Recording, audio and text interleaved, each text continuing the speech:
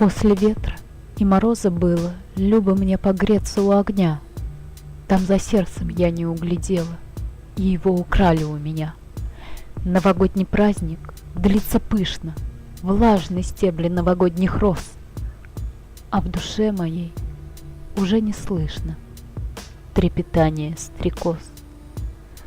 Ах, нетрудно угадать мне вора, я его узнала по глазам.